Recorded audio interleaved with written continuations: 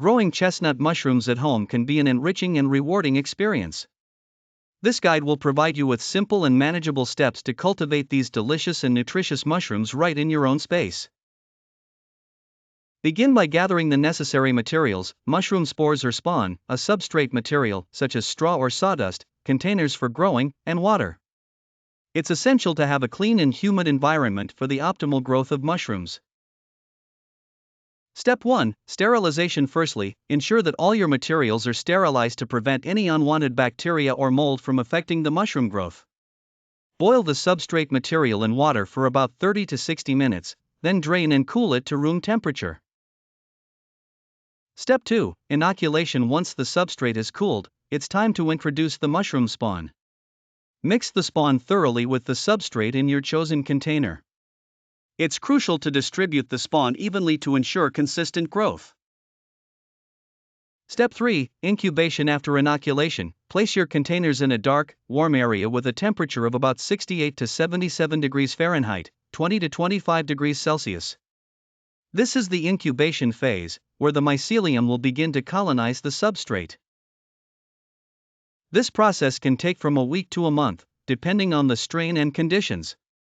It's important to maintain cleanliness and humidity by misting water inside the container as needed. Step 4. Fruiting. Once the mycelium has fully colonized the substrate, it's time to induce fruiting.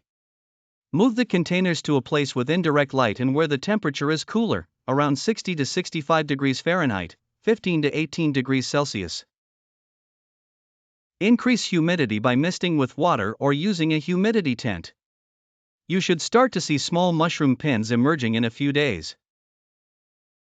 Step 5. Harvesting. Mushrooms can be harvested once they have reached the desired size, usually about 5 to 10 days after pinning. To harvest, gently twist and pull the mushrooms from the substrate, or use a knife to cut them at the base to avoid disturbing the surrounding growth. Tips for success: ensure proper air circulation during the fruiting stage to avoid contamination and aid healthy growth. Regularly check for signs of mold or pests and remove affected areas immediately. Keep a consistent schedule of misting to maintain humidity levels, but avoid overwatering, which can lead to soggy substrates. By following these steps, growing chestnut mushrooms at home becomes an enjoyable and fruitful endeavor. Whether you are a beginner or an experienced cultivator, these simple guidelines will help you on your journey to successfully growing your own mushrooms. Enjoy the process and the delicious results that come with it.